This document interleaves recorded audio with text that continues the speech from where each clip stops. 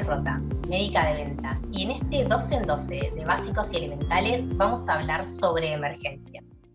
Y si ocurre, ¿qué hacemos? Lo primero es estar preparados. Por eso, en esta clase vamos a hablar un poquito acerca de aquellas emergencias más frecuentes para saber qué es lo que tenemos que hacer en el caso de que ocurran. Lo primero de lo que vamos a hablar son de las quemaduras. Una quemadura es una herida que se produce por un montón de situaciones. Puede ser por el calor, por productos químicos, por abrasión, por electricidad, por radiación solar o por objetos calientes, que no necesariamente tienen que afectar la piel. A veces, en algunas situaciones, las quemaduras son más profundas y pueden afectar órganos o tejidos que están por debajo. Por eso, mejor que curarlas es prevenirlas. Así que te voy a dar algunos tips para que utilicemos en casa y de esta manera tratar de evitar de que ocurran. Por ejemplo, a la hora de cocinar, trata de elegir las hornallas que están por detrás. Nunca llenes las pavas o los recipientes de manera completa, para de esta manera evitar que rebalsen y que puedas quemarte con el contenido del interior. Siempre revisa los mangos, las manijas, ya sea de ollas o sartenes, para que cuando vos agarres ese objeto no se rompa o no se salga y no te puedas quemar con el contenido que está en el interior. Todo lo que sean encendedores, fósforos o líquidos inflamables siempre tienen que estar en lugares seguros. Nunca dejes braseros, cigarrillos o velas encendidos durante la noche. Nunca pongas a secar ropa sobre las estufas y nunca dejes planchas encendidas. ¿Conoces estas imágenes? Se llaman pictogramas de seguridad y son imágenes que a nosotros nos alertan acerca de que una superficie puede estar caliente y que el contacto con esa superficie nos puede lastimar. Entonces, si no los conocías o nunca los habías visto, te los dejo acá para que los veas, así cuando los vuelvas a ver podemos reconocerlos y de esta manera identificar el riesgo. Ahora, ¿qué hacemos si nos ocurre una quemadura? En el caso de que la quemadura sea una quemadura leve y superficial, lo primero que hay que hacer es tratar de enfriar la zona. ¿Cómo la enfriamos? Abrimos la canilla, colocamos la zona afectada debajo del agua fría y dejamos que el agua corra. De esa manera enfriamos la zona y evitamos que esta quemadura siga progresando. Ahora, en el caso de que la quemadura sea más grave, siempre acordate de tranquilizar a la persona que se lastimó. Eso es lo más importante y lo que tenemos que tener en cuenta, ¿sí? En el caso de que se pueda, hay que tratar de retirar anillos, pulseras, relojes, cinturones, todos aquellos elementos que estén cerca de la lesión, para que lo quitemos tempranamente antes de que la superficie afectada se inflame y después no los podamos retirar. Pero ojo, si los elementos que estamos tratando de sacar están adheridos a la superficie de la piel, ahí no hay que intentar retirarlos, ¿sí? Y como te dije, con las quemaduras leves, lo que hay que hacer además es colocar a la zona afectada debajo del agua fría de la canilla para de esta manera tratar de enfriar la zona. Si la quemadura es grave, recordá que siempre tenés que llamar a la emergencia o llevar a la persona a una guardia para que sea atendida o concurrir por tus propios medios, ¿sí?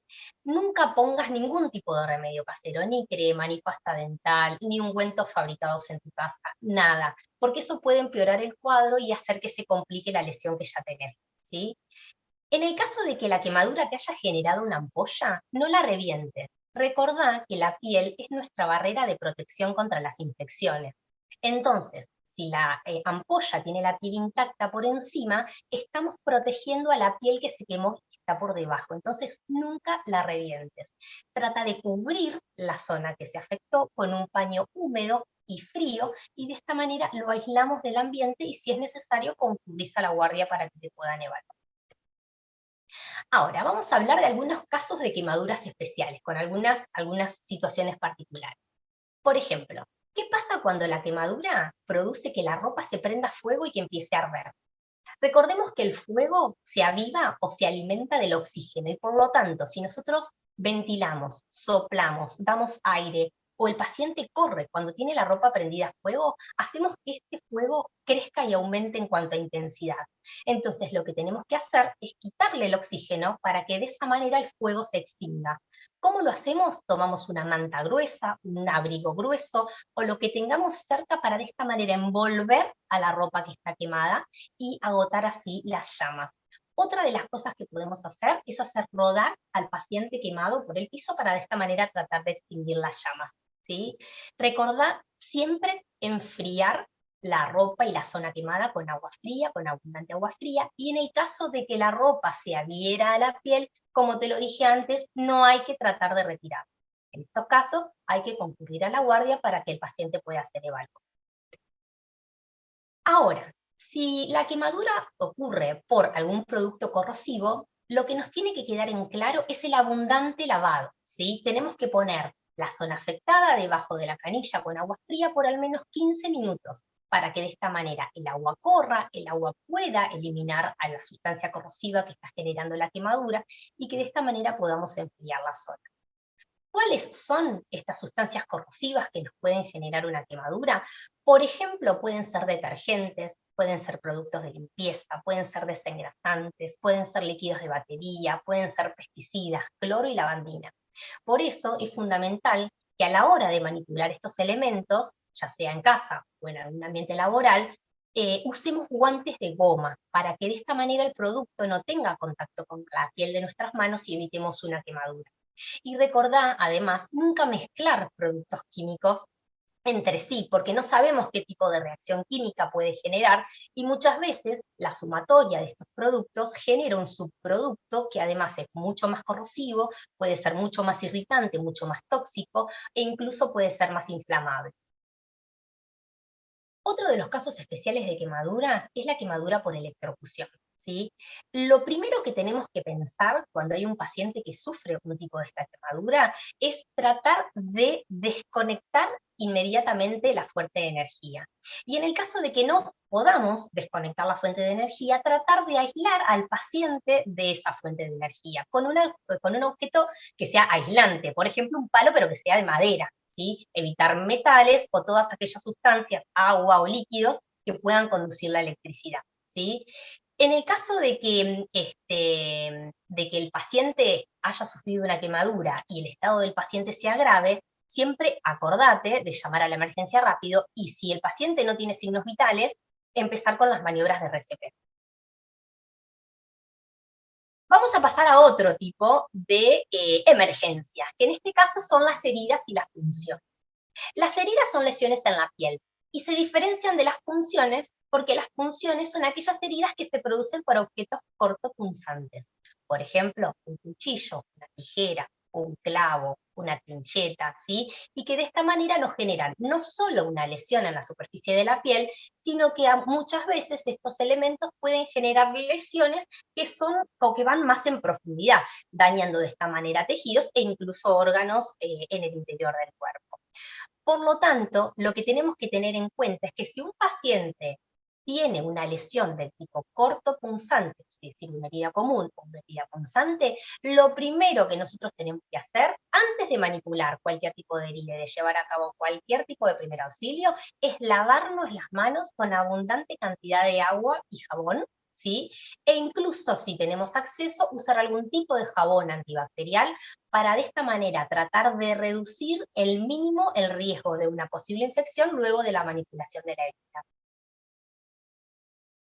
Como todas estas emergencias, siempre es posible realizar acciones para prevenirlas. Por eso, siempre trata de que en casa todo lo que sean cuchillos, tijeras, objetos afilados, objetos que se puedan romper o que sean quebradizos, estén fuera del alcance de los niños. Y que cuando los niños alcancen edad de poder manipularlos, enseñémosles cómo podemos hacer para usarlos, ya que cuando nosotros aprendemos a manipular estos objetos, tenemos menos riesgo de lastimarnos a la hora de usarlos. Asegúrate además siempre de que tanto tu familia como vos tengan el calendario de vacunación al día y así de esa manera evitamos posibles complicaciones ante la aparición de una herida. Ahora, en el caso de que la herida ocurra, ¿qué es lo que tenemos que hacer? Lo primero que tenemos que hacer es ver qué tipo de herida tenemos y si es una herida leve o si es una herida más compleja. ¿Sí? En el caso de que las heridas sean leves, recordá siempre luego de haberte lavado las manos con abundante agua, con jabón, lo que tenemos que hacer es tratar de limpiar la herida. ¿Cómo se limpia una herida?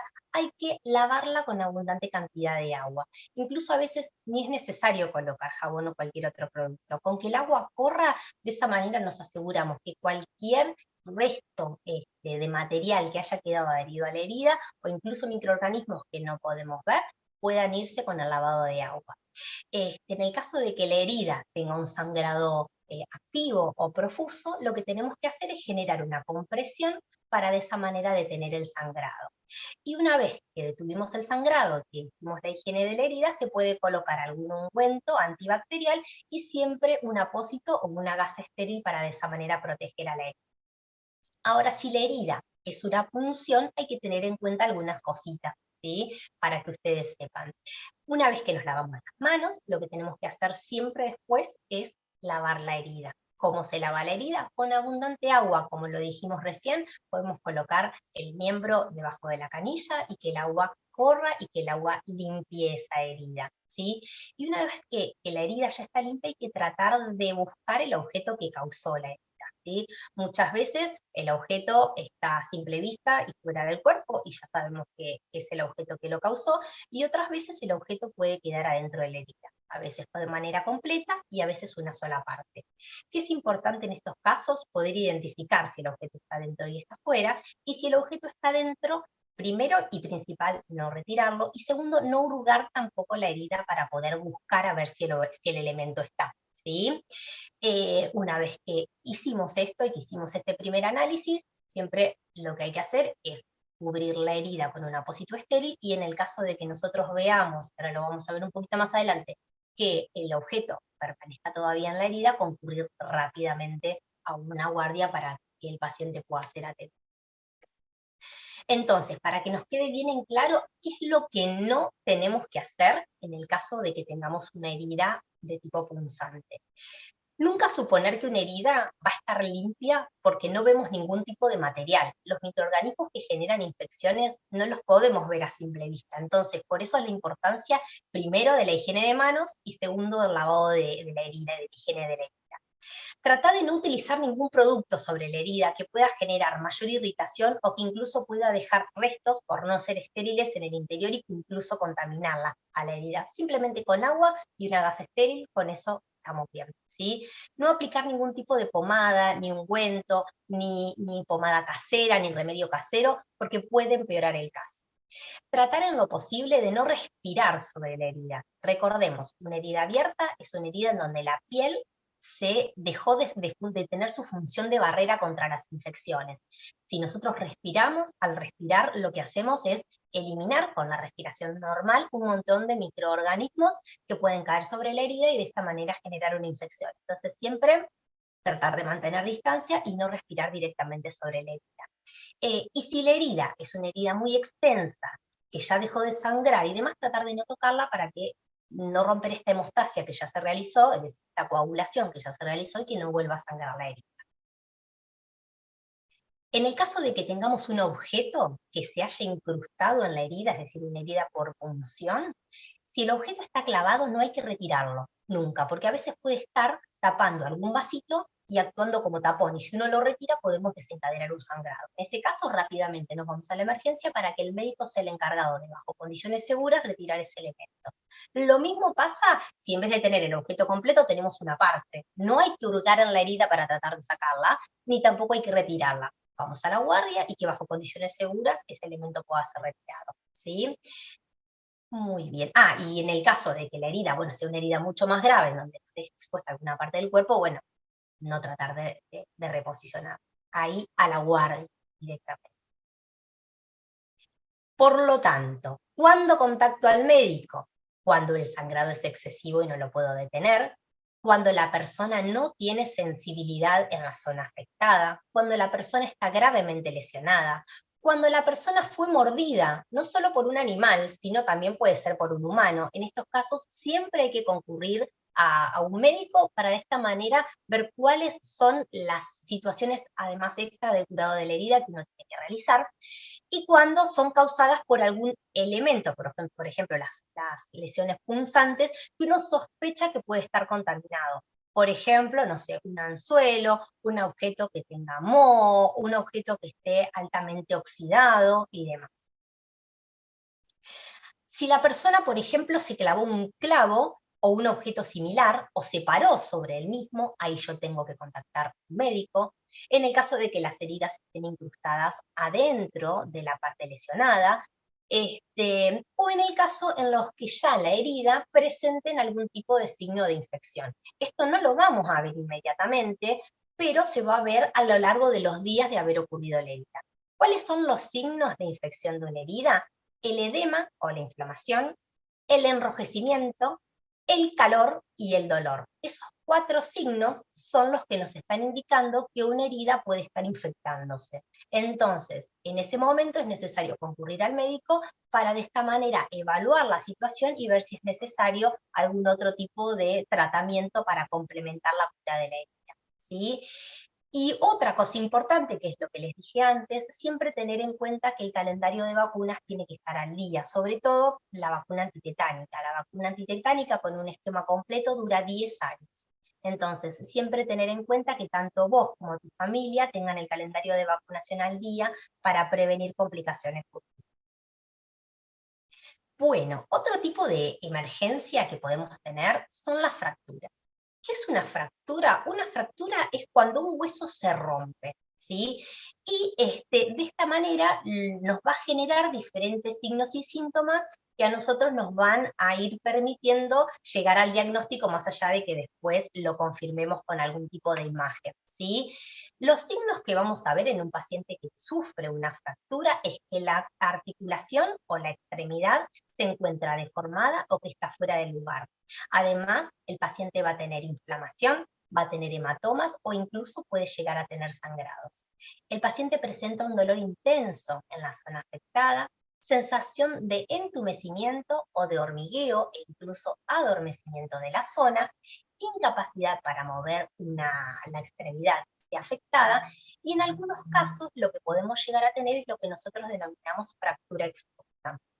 Una fractura expuesta es cuando el hueso se parte, pero además de partirse, se genera una lesión en la piel, y esa lesión en la piel genera que nosotros desde afuera podamos ver el hueso.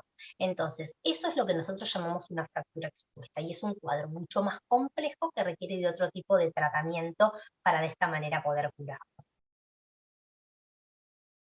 Como todas las emergencias, es importante conocer cómo podemos prevenirlas. Y yo siempre lo que les recomiendo es que a la hora, por ejemplo, de practicar algún tipo de deporte o actividad que nos implique algún tipo de riesgo para, en este caso, tener una fractura, siempre lo hagamos con la indumentaria y con los accesorios que son adecuados para eso. Por ejemplo, cascos, coderas, rodilleras y demás. Siempre tratar de evitar, para, por ejemplo, alcanzar algún objeto que nos encuentra en altura, subirnos a algún banco, a algún taburete, a alguna mesa, a algo que sea inestable que nos permita caernos. Tratar de evitar colocar alfombras chiquitas, que al pisarlas podamos, digamos, deslizarnos sobre el suelo y de esta manera caernos y generarnos una fractura. Tratar de colocar barandas en las escaleras y colocar cintas antideslizantes en las duchas, para de esta manera evitar resbalarnos, ver caernos y de esta manera fracturarnos. Ahora, en el caso de que el paciente sufra, o cualquiera de ustedes pueda sufrir una fractura, siempre lo primero que hay que hacer es evaluar al paciente. Nuestro objetivo más importante es ver cómo está el paciente, y eso es lo primero que tenemos que hacer. Porque en los casos de fractura, a veces también son consecuencias de traumatismos múltiples. Entonces, no es solamente la fractura, sino que hay que evaluar el contexto en el que está el paciente para ver qué es lo primero que tenemos que hacer, ¿sí? Entonces, lo primero que hay que hacer es revisar cómo está ese paciente, cómo está su respiración y cómo está su conciencia. En el caso de que alguna de las cuestiones básicas y más importantes del paciente, más allá de tener la fractura, no se encuentren, rápidamente hay que llamar a la emergencia y, en los casos de ser necesario, comenzar con las maniobras de RCP. ¿sí? Ahora, si el paciente está consciente, si el paciente está lúcido y presenta la fractura, ahí sí podemos empezar con algún tipo de maniobra de primeros auxilios para de esa manera empezar a contener inicialmente la situación. ¿Sí? Hay que tratar de primero tranquilizar a la persona, ¿sí? Y tratar de mantenerla inmovilizada y tranquila, ¿sí? No moverla y no retirarla del lugar.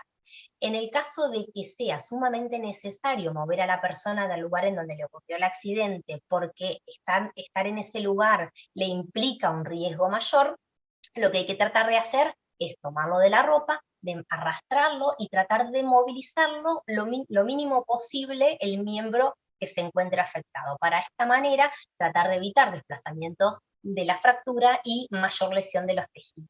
¿Sí? Siempre controlar que no existe otro tipo de lesión asociada que estemos viendo, pero esto siempre lo vamos a tratar de ver al inicio, cuando vemos la situación de lo que pasó. Y en los casos en los que la lesión sea una lesión leve, lo que podemos llegar a hacer es aplicar hielo para de esta manera tratar de bajar un poquito la inflamación. ¿Sí? Igualmente, una fractura siempre va a necesitar atención médica, por lo tanto, todas estas cuestiones que uno puede hacer son las cuestiones iniciales que uno puede llevar a cabo para contener un poquito la situación hasta que uno pueda llamar a la emergencia o el paciente pueda acudir a una guardia. ¿Sí? Ahora, una situación distinta vamos a tener en el caso de que el paciente tenga una fractura expuesta. Como les dije antes, en estos casos no solo vamos a tener que el hueso está fracturado, sino que vamos a tener una lesión en la piel. Y esta lesión en la piel lo que hace es exponer todos los tejidos que están por debajo, y al exponerla hay mucho más riesgos de complicaciones. Entonces, en el caso de que el paciente presente una fractura expuesta, tratar siempre de pensar en la manipulación de una herida, es decir, higiene de manos, buena higiene de manos con agua y con jabón, tratar de no respirar encima de la herida, cubrir la herida con un apósito estéril, una gasa estéril o lo que tengamos estéril o lo más cercano a la esterilidad posible para evitar que esa herida se contamine, y nunca tratar de alinear esa fractura ni de volver a colocar el hueso al interior del cuerpo ni en su lugar. Rápidamente llamar a la emergencia o llevar al paciente a una guardia para que pueda ser evaluado. Entonces, lo que no debemos hacer ante una fractura, ¿sí? No mover a la persona, como lo dije antes, salvo que sea sumamente necesaria porque el lugar en el que se encuentre implique un mayor riesgo para la vida de la persona. No tratar de enderezar el hueso ni de cambiar la posición, y no tratar de reubicar una posible lesión, porque al hacer este tipo de maniobras podemos generar mayor daño, ya sea un daño vascular, un daño en un tejido, o un daño en un tendón, o un daño en un músculo. Muy bien. Vamos a hablar ahora de esguinces y luxaciones, ¿sí? Que son la última pata de estas emergencias de las cuales vamos a estar charlando hoy.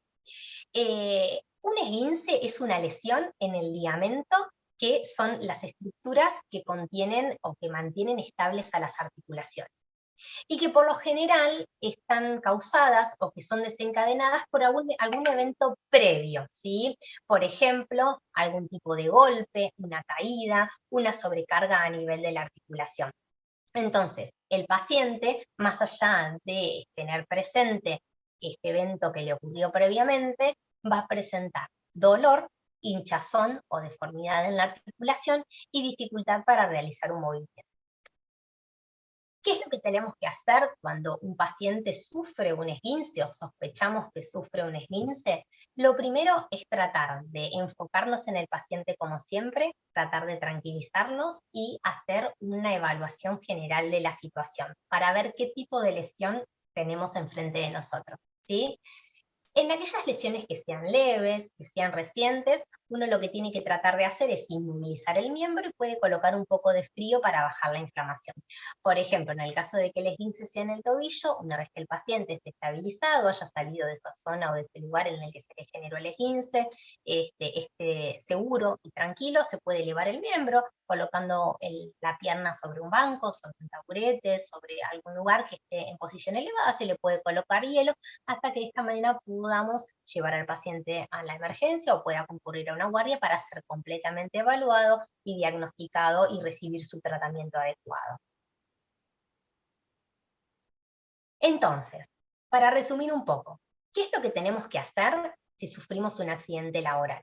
Lo primero, como te lo vengo diciendo desde hoy, hay que tratar de enfocarnos en el paciente para poder de esta manera hacer un estado general de situación. Ahora, si el paciente no cuenta con capacidad de reacción, somos las personas que estamos alrededor las encargadas de activar todo lo que es el plan de emergencia o el plan de acción. ¿Sí? Entonces, si la persona no tiene capacidad de responder, la persona que está al lado tiene que rápidamente llamar a la emergencia o designar específicamente a una persona para que lo haga, y en el caso de que no cuente con signos vitales, iniciar maniobras de RCP. ¿Sí? Si el paciente tiene signos vitales, no se encuentra consciente y demás, se pueden activar algunos otros mecanismos de primeros auxilios, ¿sí? Pero siempre designar a una persona para que llame a la emergencia o nosotros mismos llamar a la emergencia, ¿sí? Porque ese paciente no va a estar en condiciones de poder realizar. Ahora, si el paciente sufre un accidente menor en donde cuenta con capacidad de reacción, lo importante es tranquilizarse, estabilizarse, colocarse en un lugar seguro, evaluar el estado de situación y contactarse conmigo, con servicio médico, ¿sí? O con cualquier otra emergencia. Pero si no, me llaman a mí. Incluso, además, pueden llamar a su supervisor para que les dé soporte y para que les dé ayuda y que de esta manera, además, el supervisor active todo lo que son nuestros protocolos ante un accidente laboral, ¿sí? Pero siempre lo importante es poder dar aviso para de esta manera recibir ayuda, ¿sí? Por lo tanto, nunca te olvides de que dar aviso es fundamental y ante cualquier situación, no dudes en llamarme. Creo que muchos ya tienen mi número, pero si no, acá en pantalla tienen mi número de teléfono, me llaman o me manden un mensaje. No se olviden de contactar también al equipo de WISE, a Dafne o a Cristian, de avisar a sus supervisores para de esta manera poder hacer el reporte de la situación, en el caso de que se pueda tomar imágenes para documentar lo ocurrido, y colaborar con lo que son nuestras investigaciones para que de esta manera podamos evitar nuevos accidentes. Muy bien, bueno, ahora llegó la hora de repasar un poco lo que aprendimos y lo vamos a hacer de una manera más dinámica, a ver si algunos conceptos quedaron bien fijados, ¿sí? Algunas preguntas y algunas premisas, ¿sí? Premisa 1. Si tenemos una quemadura y la ropa se adhiere al cuerpo, debemos quitar esta rápidamente. ¿Esto es verdadero o falso? Es falso, ¿sí? Recuerden que cuando nosotros sufrimos una quemadura, esa quemadura involucra la ropa y la ropa se adhiere a la piel, estamos en presencia de una quemadura más profunda. Entonces, en estas situaciones, nunca tenemos que retirar la ropa, ¿sí? Hay que tratar de enfriar la herida, de cubrirla con un paño húmedo y limpio y llevar al paciente a la emergencia o llamar a la emergencia para que pueda ser atendido. En el caso en el que las quemaduras sean quemaduras leves, ¿sí? Y que no involucren ropa u otro tipo de elementos, trata rápidamente de poder quitar anillos, pulseras o cinturones para que de esta manera, una vez que la zona se inflame, no nos cueste más o no sea más difícil poder retirarlos. Pero si la ropa está adherida, nunca se retira. Pasamos con la segunda. Segunda premisa. Una punción es una herida hecha con un objeto puntiagudo como un clavo o un cuchillo. ¿Es verdadera o falsa? Es verdadera. Recuerden, aquellas heridas que son producidas por un elemento cortopunzante no solo van a lastimar la piel, sino que muchas veces pueden lastimar en profundidad, ya sean los tejidos o los órganos que están por debajo de la piel. Seguimos. Otra premisa. Signos como calentamiento y enrojecimiento, sensación dolorosa y pulsátil en la zona de la herida pueden ser señales de infección. ¿Verdadero o falso? Es verdadero, ¿sí? Acordate de que si esto sucede, no va a suceder en el momento preciso o en el momento en el que ocurra la herida, sino que va a empezar a aparecer con los días subsiguientes a que haya ocurrido el evento. En el caso de que esto aparezca, nos puede estar hablando de que la herida tiene un proceso de infección y por lo tanto debemos concurrir al médico para que de esta manera nos dé un tratamiento adecuado para poder resolver el problema. Seguimos. 1 de 3. Elegir la opción correcta, ¿sí? ¿Qué es lo primero? que debemos hacer en caso de cortaduras o punciones? A. Higienizar la zona afectada. B. Buscar objetos dentro de la herida pero sin hurgar. C. Ninguna de las anteriores. Ninguna de las anteriores. Recuerden, lo primero que tenemos que hacer cuando tenemos una herida es higienizarnos las manos, lavarnos las manos con abundante agua, con jabón y en lo posible algún tipo de jabón antibacterial. Lo primero que tenemos que hacer antes de manipular cualquier herida es la higiene de las manos. Después que higienizamos las manos, comenzamos con las maniobras de primeros auxilios. Seguimos. ¿Qué no debemos hacer en caso de quebradura? A. Aplicar hielo para disminuir la inflamación. B. Respirar sobre la herida para ayudar a aliviar el dolor. C. Inmovilizar la zona o la parte afectada. La opción es respirar sobre la herida para ayudar a aliviar el dolor. Recuerden, en este caso, esto aplicaría si la herida o la fractura es una fractura expuesta que tiene una herida, lo mismo que aplica para cualquier otro tipo de herida, ya sea una herida común, una herida punzante o en este caso una herida que comprometa un hueso, es decir, una fractura de tipo expuesta. Nunca hay que tratar de respirar sobre la herida, ni soplarla, ni nada, porque podemos generar el depósito o la caída de microorganismos sobre esa herida y de esta manera generar un proceso infeccioso y un retraso o una complicación a la hora de curar esta herida. Seguimos. ¿Cuál de estos es un signo característico de una luxación? A. Hinchazón o inflamación. B. Articulación deformada o desdibujada. C. Dolor más o menos intenso. La respuesta correcta es articulación deformada o desdibujada, ¿sí? Recuerden que las luxaciones son afecciones de los ligamentos que contienen o que mantienen estables a las articulaciones. Por lo tanto, cualquier lesión que sufran esos ligamentos nos va a dar como consecuencia la deformidad y la desdibujación de la articulación. Bueno, muchísimas gracias por la atención. Cualquier duda, no consulten en llamarme, en contactarme y les mando un beso.